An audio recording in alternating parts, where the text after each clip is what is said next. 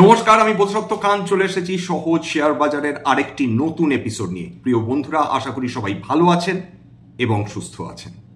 আজকের 7ই April, black Monday, অর্থাৎ একজন ব্যক্তির কারণে গোটা বিশ্ব বাজার ডুবে গেল।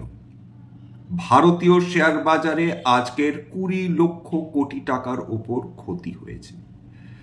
বিশ্বের সমস্ত বড় বড় শেয়ার বাজার, কি ইউরোপ কি এশিয়া, লিটারালি আজকে ডুবে গিয়েছে। কি অবস্থা দাঁড়ালো? কারণ কি? কারণ একটাই, সেটা আমেরিকার প্রেসিডেন্ট ডোনাল্ড ট্রাম্প। একটা কথাই আছে, বিনাশকালে বিপরীত বুদ্ধি। এই ভদ্রলোক আমেরিকার পতনকে ত্বরান্বিত করছেন, আমেরিকার অর্থনীতিকে ডুবিয়ে ছাড়বেন বলে মনস্থ করছেন, এবং তার সঙ্গে বিশ্বের যত অর্থনীতি রয়েছে সমস্ত অর্থনীতি যাতে লিটারালি ধ্বংসের পথে চলে যায় এমন ব্যবস্থা করে তিনি চলেছেন। এখানেই শেষ নয়।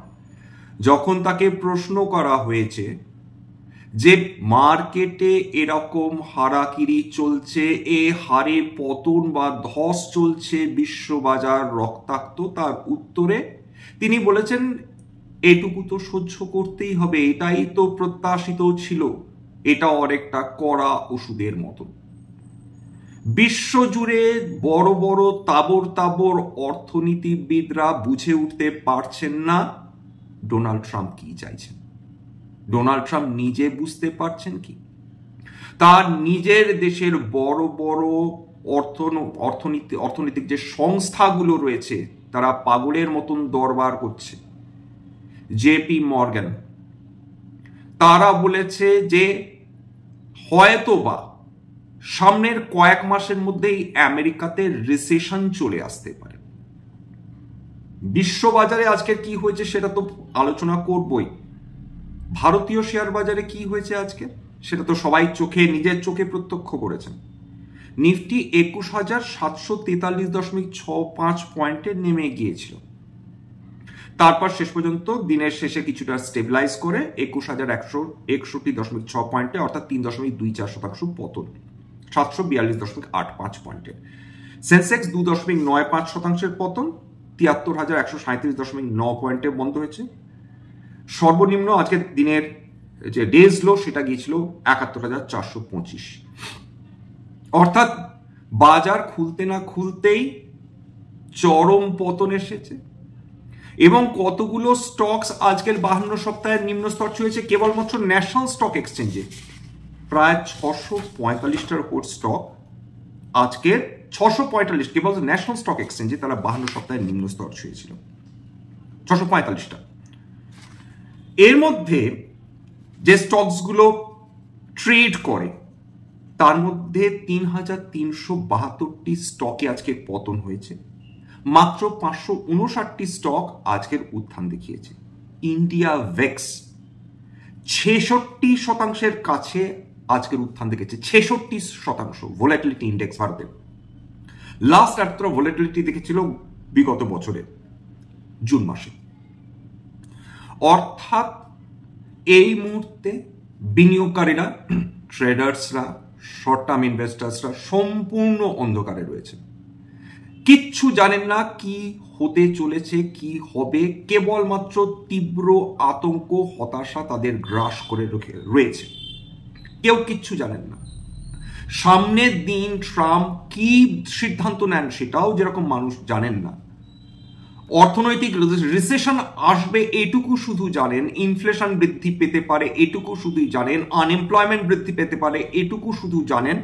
প্রত্যেকটা দেশ যারা এক্সপোর্ট করে আমেরিকাতে প্রত্যেকে মারাত্মক ক্ষতির মুখোমুখি তাদেরকে হতে হবে। তার মধ্যে ভারতবর্ষ রয়েছে, চীন তো রয়েছে। এর প্রত্যুত্তরে আমেরিকা যে রিটালিটারি ট্যারিফ বসিয়েছিল 34%, চীনও ওই একই পরিমাণ তারা ট্যারিফ বসিয়ে দিয়েছে আমেরিকান পণ্যের উপর। বিশ্বযুদ্ধের থেকে ভয়ানক অবস্থা চলছে বর্তমানে। অনেকে তো এরকম বলে দিচ্ছেন যে নিউক্লিয়ার এক্সপ্লোশনের থেকে ভয়ানক অবস্থা চলছে বর্তমান বিশ্ব বাজারে। কতদিন ধরে ট্রাম্পকে নিয়ে আলোচনা করে চলেছি আমরা, কতদিন ধরে তার ট্যারিফ নিয়ে আলোচনা করেছি, তার উদ্ভট অদ্ভুত অর্থনৈতিক যুক্তি নিয়ে আলোচনা করে চলেছি। তিনি আমাদের বন্ধু, মেনে নিলাম। বন্ধুত্বের এই নমুনা বিনিয়োগকারীরা কিভাবে মেনে নেবেন, ভারতীয় বিনিয়োগকারীরা কিভাবে মেনে নেবেন, বিশ্ববাসী কিভাবে মেনে নেবেন, এসব কথা তো বাদই দিন। নিজের দেশের যারা জনগণ তারা মেনে নিচ্ছেন। অলরেডি বিক্ষোভ শুরু হয়ে গিয়েছে আমেরিকার বিভিন্ন শহরগুলোতে। ফ্যাক্ট চেক করে নেবেন। সামনে আপনাদের ইন্টারনেট, আপনাদের কানেকশন রয়েছে, সার্চ ইঞ্জিনস রয়েছে বিভিন্ন, তার মাধ্যমে করে নেবেন। আপাতত খুব ভয়াবহ পরিস্থিতি হয়ে রয়েছে। এর মধ্যে যদি কোনো ভালো তিনি ঘোষণা করতেন, তিনি কি বলে দিয়েছেন, অদ্ভুত একটি ঘোষণা করেছেন যার ফলে বাজার আরো ভয় পেয়ে গিয়েছে। আজকে আরো ভয় পেয়েছে মার্কেট। এই মুহূর্তে ইউএস মার্কেট জাস্ট খুলল। ডাউ জোন্স এই মুহূর্তে down 3.9%, standard and poor 500 down 4.36%, Nasdaq down 4.29% এই মুহূর্তে। আপাতত যে ভয়ানক পরিস্থিতি সেটা তো আমেরিকার মানুষ বুঝে গেছেন। তারা তো বুঝে গেছেন যে ট্যারিফটা বিভিন্ন আমদানি করা পণ্যের উপর বসতে চলেছে সেটা তো তাদেরই দিতে হবে। তারা যদি কোনো কিছু বিদেশি পণ্য ক্রয় করতে চান টাকাটা তাদেরই দিতে হবে, কোনো বিদেশি দেশ বিদেশি কোম্পানিকে দিতে হবে না। এটা বুঝে তারা বিক্ষোভ করছেন। এবার চলে আসি হচ্ছে এশীয় মার্কেটগুলো। এশীয় মার্কেট নিক্কেই আজকের 8.49%, সবচেয়ে ট্রাস্টেড ফ্রেন্ড জাপান, তার stock exchange stock index. Straight Times 8.06%।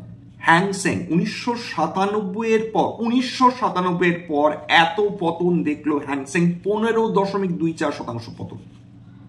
Taiwan 10.74% পতন। এর মধ্যে কারা বন্ধু নয়? America, Japan closest ally, Taiwan closest ally, কসপি Korea closest ally 5.89% পতন। জাকার্তা বেঁচে গেছে, বন্ধ ছিল স্টক মার্কেট সেই 27 মার্চ থেকে এখনো মার্কেট করেনি। সাংহাই চাইনিজ মার্কেটের একটা ইন্ডেক্স 7.93% পতন। গোটা বিশ্ব বাজার, ইউরোপের ক্ষেত্রে বলি, ইউরোপ তো এখনো ট্রেড করছে। ইউরোপে ফুটসি অর্থাৎ ইউনাইটেড কিংডমের একটা ইন্ডাইস 4.46% পতন। ক্যাক সেটা হচ্ছে ফ্রান্সের একটা ইন্ডাইস 4.36% পতন। ড্যাক্স 4.38% পতন দেখে ফেলেছে। কি মনে হয় যারা বিকেল বেলার দিকে গিফট নিফটি পজিটিভ খুলেছিল দেখতে পেয়েছেন? আমরা কেউ জানি না ভবিষ্যতে কি হবে। ওভারসোল্ড পজিশন থেকে বাউন্স ব্যাক করবে কিনা আমাদের মার্কেট আমরা কেউ জানি না। প্রেডিক্ট করাটাই এই মুহূর্তে বাতুলতা। ঠিক একইভাবে এখানে বলা যেতে পারে যে কোন রকম রেজিস্ট্যান্স, কোন রকম সাপোর্ট এই সময় বলাটাই মারাত্মক ভুল। বাঙালি বিনিয়োগকারীরা কি করবেন এই সময়? এই যে অনিশ্চয়তার বাজার, যারা নতুন বিনিয়োগকারী, যারা অনভিজ্ঞ বিনিয়োগকারী, এটা কোন রকম রিকমেন্ডেশন বা অ্যাডভাইস না। এটা কেবলমাত্র এইটা বলা আপনাদের কি সাবধানে থাকতে হবে না বলে আপনাদের কি মনে হয়? যেখানে সামনে কি হতে চলেছে বিশ্বজুড়ে কিচ্ছু বোঝা যাচ্ছে না, সে সময় তো মানুষ কি করেন? সাবধানতা অবলম্বন করেন। আমাদের কিন্তু সাবধানতা অবলম্বন করতে হবে। বিভিন্ন বিশেষজ্ঞ তারা কি বলছেন? সবচেয়ে হার্ড হিট সেক্টরস কোনগুলো আজকে? যেগুলো এক্সপোর্ট ওরিয়েন্টেড সেক্টরস, যেগুলো এক্সপোর্ট করে আমেরিকাতে। আইটির কি হাল দেখেছেন আজকে? মেটাল সেক্টরের কি হাল দেখেছেন আজকে?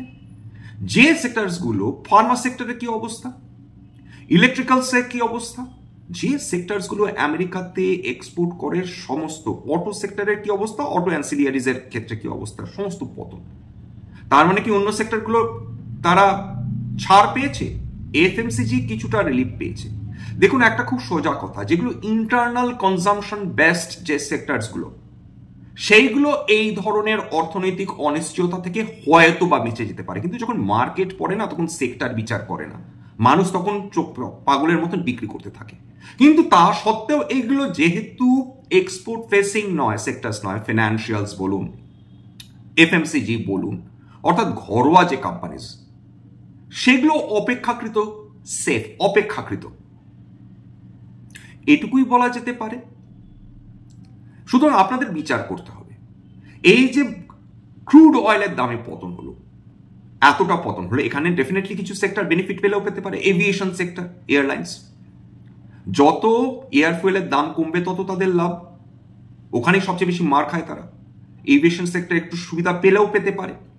পেন্ট সেক্টর, যাদের অন্যতম, যাদের প্রোডাক্টের অন্যতম কাঁচা মাল হচ্ছে ক্রুড পেট্রোলিয়াম, সেক্ষেত্রে তারা কিছুটা সুবিধা পেতে পারে। কিন্তু সেটা আপাতত কি, আপাতত মার্কেট যখন এই তীব্র ভীতির মধ্যে দিয়ে যাচ্ছে, তখন কি মনে হয় কোনো সেক্টর এই মুহূর্তে দারুণ রেজিস্ট্যান্স দেখাতে পারে? যতক্ষণ না বিশ্ববাজার স্টেবিলাইজ হচ্ছে, ভারতীয় বাজার কি স্টেবিলাইজ করতে পারে আমরা কেউ জানি না। আজকে ভারতীয় বাজার অন্যান্য বিশ্ববাজারের তুলনায় কম পতন হয়েছে, তার মানে কি এটা বোঝায় যে ভবিষ্যতে সেটা পতন হতে পারে না? যদি বিশ্ববাজারে বিভিন্ন মার্কেটে এই ধরনের পতন কন্টিনিউ করতে থাকে, ভারতীয় বাজার সেফ সিকিউর থাকবে? এটা প্রশ্ন আমাদের করতে হবে। এবার যখন সেটা হচ্ছে যে একটা দারুণভাবে একটা গ্লোবাল ট্রেড ওয়ার শুরু হয়ে গিয়েছে। এটা একদিনের গল্প কিন্তু নয়, যারা মনে করছেন একদিন, দুদিন, 3 দিনের গল্প না। ডোনাল্ড ট্রাম্প বলছেন যতক্ষণ না যে দেশগুলোর সঙ্গে আমরা ট্রেড করি, আমাদের ট্রেড সারপ্লাস মানে আমাদের করতে হবে। অদ্ভুত রকমের হাওয়ার্ড মার্কস বলে অত্যন্ত একজন বিচক্ষণ ব্যক্তি রয়েছে, দুর্দান্ত সমস্ত তার বই রয়েছে লেখা, পারলে পড়ে দেখবেন, পরে বলে দেবো কি বই। সেই হাওয়ার্ড মার্কস, উনি নিজে একজন ডলার বিলিয়নার, তিনি বলছেন যে দেখুন, এরকম কর্মকাণ্ড করলে কোনো দেশের অর্থনীতি ভালো না থাকতো। তিনি তো আমেরিকান, তিনি বলছেন এরকম কর্মকাণ্ড যা ট্রাম্প করে বেড়াচ্ছেন, এটা কি কোনো অর্থনীতি ভালো থাকবে? উদ্দেশ্যটা কি? যে যেটা ভালো করে তাকে সেটা করতে দেওয়া, যে যেটা অত্যন্ত কম দামে তৈরি করতে পারে তার কাছ থেকে সেটা নিয়ে এসো, তুমি যেটা ভালো করো সেটা তুমি ওদের বিক্রি করো। কিন্তু আমেরিকার প্রেসিডেন্ট সেটা মানতে রাজি নন। না, সব আমাদের এখানেই করতে হবে, এখনই করতে হবে, সমস্ত ইম্পোর্ট বন্ধ করো, মানে তাদের উপর ট্যারিফ বসাও। আমেরিকান কোম্পানিগুলোকে বলো তোমরা কম দামে এক্ষুনি মাল তৈরি করা শুরু করো। এটা সহজ, একটা ইনফ্রাস্ট্রাকচার ডেভেলপমেন্ট করতে, প্লান্ট তৈরি করতে অন্তত 4 থেকে 5 বছর, লার্জ স্কেলে তার 4-5 কিংবা তার বেশি তার সময় লাগে। কিন্তু ওই যে তার ট্রেড সারপ্লাস হতে হবে, আমরা যা বিক্রি করব সেটা ওদের থেকে বেশি বিক্রি করবো, অর্থাৎ আমরা যেটা ওদের দেশে রপ্তানি করব ওদের থেকে কম আমরা আমদানি করব, মানে আমরা ট্রেড সারপ্লাস হব। এটা সম্ভব। অন্য দেশ কেন মানবে সেটা? তার যদি কোনো প্রোডাক্ট না প্রয়োজন হয়, আমেরিকান প্রোডাক্ট না প্রয়োজন হয়, তার যদি সেটা কম দামে নিজের দেশেই সে তৈরি করতে পারে, বা অন্য দেশ থেকে সে যদি সেটা আমদানি করতে পারে, সে আমেরিকার কাছ থেকেই কিনবে কেন?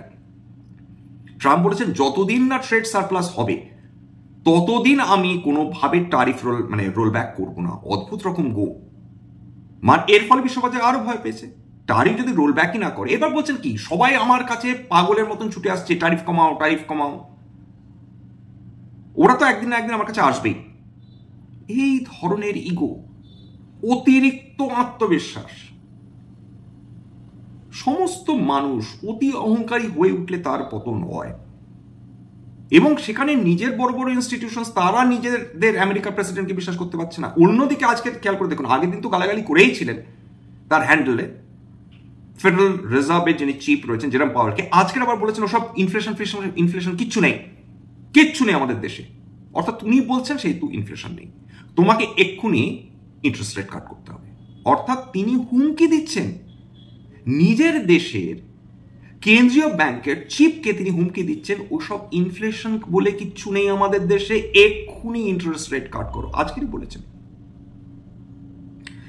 হবুচন্দ্র রাজার রাজত্বকালে বাস করা কিন্তু আমেরিকানদের পক্ষে যে অত্যন্ত ডিফিকাল্ট হয়ে উঠবে তারা সবে বুঝতে পেরেছে, খুব ভালোভাবে বুঝতে পারবেন আর কয়েক মাস পর থেকে। এটা অত সহজ নয়। এত ওয়ার্ল্ড যে ট্রেড ওয়ার শুরু হয়েছে, প্রত্যেকটা দেশে তো নিজের নিজের ইগো থাকে। ইউরোপিয়ান ইউনিয়ন কেন এই হুমকি শুনবে? চায়না কেন এই হুমকি শুনবে? তারা কেউ কোনো হুমকি শুনবে না। ফ্রান্স, জার্মানি, ইউরোপ, তারাও এই হুমকি শুনবে না, কেউ শুনতে চাইবে না। এই ধরনের অপমান করে মানুষকে বাধ্য করা তুমি আমার কাছ থেকে মাল কেন হয় না। খুব খারাপ অবস্থার মধ্যে দিয়ে আমরা যাচ্ছি এই মুহূর্তে। মার্কেটে পতন শেষ হয়েছে এটা কি বলা সম্ভব এই মুহূর্তে? বলা ভীষণ ডিফিকাল্ট, ভীষণই ডিফিকাল্ট। যাই হোক, এইবার যেটা দেখি যে ক্রুড অয়েলে পতন হচ্ছে মারাত্মকভাবে। অন্যদিকে টাটা মোটরসের যে ভার্টিকাল জাগুয়ার ল্যান্ড রোভার, তারা বলে দিয়েছে যে আমরা এই মুহূর্তে আমেরিকাতে কোনো গাড়ি পাঠাবো না যতক্ষণ আমাদের কাছে ক্ল্যারিটি আসছে এই ধরনের শুল্কর ব্যাপারে। আমরা কোনো শিপমেন্টই করবো না এপ্রিল মাসে, জাস্ট বলে দিয়েছে যে করবো না, ইউরোপ থেকে কোনো রকম শিপমেন্ট করবো না। আজকে নিফটিতে একমাত্র একটি কোম্পানি সে বেঁচে গেছে, সবুজে বন্ধ হয়েছে, Hindustan Unilever, fast moving consumer goods. 20 lakh crore টাকা ক্ষতি হয়েছে বিনিয়োগকারীদের আজকে ভারতীয় বাজারে। আমরা জানি না আর কত এরকম ধরনের ক্ষতি হবে।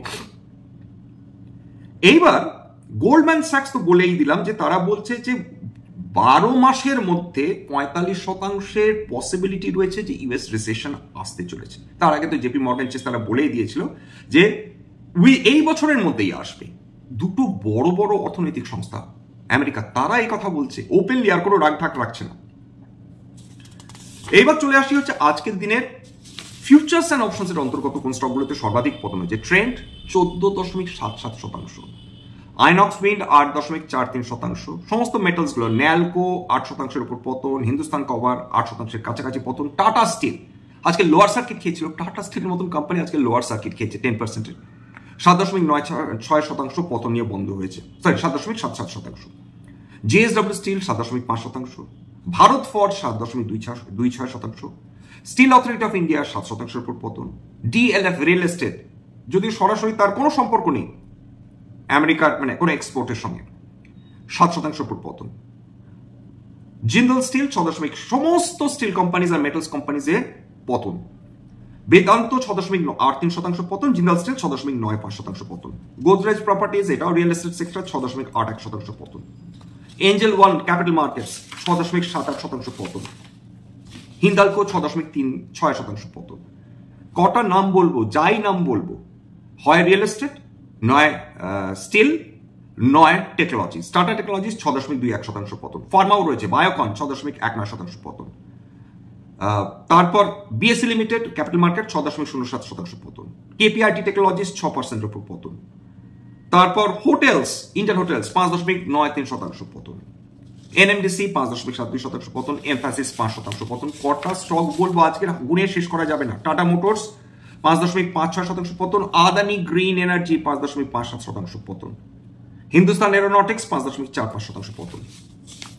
জাস্ট ভাবা যাচ্ছে না। সেক্টরাল ইন্ডাইসেস নিফটি আইটি 2.51% পতন, নিফটি ব্যাংক যেটা রেজিলিয়েন্ট হওয়ার কথা ছিল সেটা 3.19% পতন, স্মল ক্যাপে 4%-এর পতন, মিড ক্যাপে প্রায় 3.5%-এর কাছে পতন, নিফটি অটোতে 3.27% পতন, বিএসসি ক্যাপিটাল গুডস 4.34% পতন, বিএসসি মেটালস 6%-এর উপর পতন। মানে এখানেই শেষ করব, এইটুকুনি। এখন আমাদের অপেক্ষা করা ছাড়া কোনো উপায় নেই। সমস্ত কিছু খারাপের একটা শেষ হয়, যেরকম সমস্ত ভালোর একটা শেষ হয়, সমস্ত খারাপেরও একটা শেষ হয়। আমাদের ধৈর্য ধরতেই হবে, এছাড়া তো কারোর কোনো উপায় নেই। একটা জিনিস সবসময় মাথায় রাখবেন, এই যে মার্কেটগুলো ক্র্যাশ করছে, যেরকম রিটেল ইনভেস্টার্সদের ক্ষতি হচ্ছে, একইভাবে সুবিশাল বড় বড় ইনভেস্টার্স তাদেরও ক্ষতি হচ্ছে। যারা এতদিন ওয়ারেন বাফেটকে গালাগালি করছিলেন, কেন উনি শেয়ার বিক্রি করে দিলেন অ্যাপেলের শেয়ার, কেন তিনি কয়েকশো বিলিয়ন ডলার বন্ড মার্কেটে ঢুকিয়ে রাখলেন, এই জন্য ওয়ারেন বাফেটকে জিনিয়াস বলা হয়। ওয়ারেন বাফেটের সিদ্ধান্ত নিয়ে যারা প্রশ্ন করেন, আজকে ওই 90 বছরের ওপর বৃদ্ধ ভদ্রলোক, উনি সেই জন্যই জিনিয়াস, বিশ্বের সর্বকালীন সর্বশ্রেষ্ঠ বিনিয়োগকারী। এমনি এমনি বলা হয় না। দিস টু শাল পাস, এটাও হয়তো চলে যাবে, কিন্তু এরকম ধরনের যে পতন, এগুলো তো ম্যানমেড ডিজাস্টার্স, এর আগেও হয়েছে ম্যানমেড ডিজাস্টার্স। এইগুলোর আমাদের অপরচুনিটি হবে। এখন এটা বললে কেউ বিশ্বাস করবে না। এই যে পতনগুলো, এইগুলো তো অপরচুনিটিস, কিন্তু এখন মার্কেটে ভোলেটিলিটি যদি এই লেভেলে থাকে, মার্কেট যদি পতন ক্রমাগত হতে থাকে, খুব কম মানুষেরই সেই বিশ্বাস থাকবে, ভয় কাটিয়ে তারা হয়তো বা বিনিয়োগ করতে পারবে। বড় বড় বিনিয়োগকারী তারা এই ধরনের সুযোগ ডেফিনেটলি নেবেন, কিন্তু যারা অনভিজ্ঞ বিনিয়োগকারী তাদের বেস্ট হচ্ছে সাইড লাইন্সে বসে দেখা কি চলছে, মার্কেট সেটেল করুক, মার্কেট স্টেবিলাইজ করুক। মার্কেটে এখানেই যে পতন শেষ হলো আমরা কিভাবে জানবো? হতেই পারে কালকের একটা রিলিফ র্যালি চলে এলো, আমরা কেউ জানি না, সেই জন্য মার্কেট প্রেডিক্ট করা যায় না। কিন্তু এখানে কি শেষ হলো নাকি এখানে শুরু হলো? এখানে শেষ করছি স্ট্যান্ডার্ড ডিসক্লোজার। যে কোম্পানিগুলো নিয়ে আলোচনা করলাম, হতে পারে তার মধ্যে কয়েকটা কোম্পানিতে আমার বা আমার পরিবারের বিনিয়োগ থাকলেও থাকতে পারে। যদি আমরা নতুন করে কিনি বা বিনিয়োগ করি তাহলে কিন্তু আগাম বিজ্ঞপ্তি দিয়ে কিনতে বা বিক্রি করতে পারবো না। স্ট্যান্ডার্ড ডিসক্লেমার যে এটা কেবলমাত্র একটা এডুকেশনাল চ্যানেল, এখানে কেবলমাত্র বাঙালি ভাই বোনদের ইনভেস্টার অ্যাওয়ারনেস বৃদ্ধির জন্য এই ধরনের এপিসোডস করা। এখানে কোনো ধরনের কোনো শেয়ারের buy sell recommendation, suggestion, advice বা ইনফ্লুয়েন্স করা হয় না। আমি যে কোম্পানিগুলো নিয়ে আলোচনা করলাম কেবলমাত্র for illustration purpose or as examples, উদাহরণ হিসাবে। আমার কথা শুনে যদি কোনো শেয়ারে বাই সেল সিদ্ধান্ত নেন সেক্ষেত্রে আপনারা ক্ষতির মুখোমুখি হতে পারেন। সুতরাং সবসময় একজন সেবি রেজিস্টার্ড ইনভেস্টমেন্ট অ্যাডভাইজারের পরামর্শ নেওয়ার চেষ্টা করবেন, সেক্ষেত্রে আপনারা উপকৃত হলেও হতে পারেন বা নিজের ডিউ ডিলিজেন্স করবেন। সবার শেষে যদি সত্যি মনে হয় যে আপনাদের এই ধরনের এপিসোডস আপনাদের কাজে লাগবে বা লাগছে, প্লিজ একটা লাইক দেবেন, প্লিজ সাবস্ক্রাইব করবেন, এবং যদি সত্যি মনে হয় এই সময় আমাদের বাঙালি ভাই বোনদের কাজে লাগবে, প্লিজ নিজের গ্রুপে শেয়ার করে দেবেন। আজকের জন্য নমস্কার।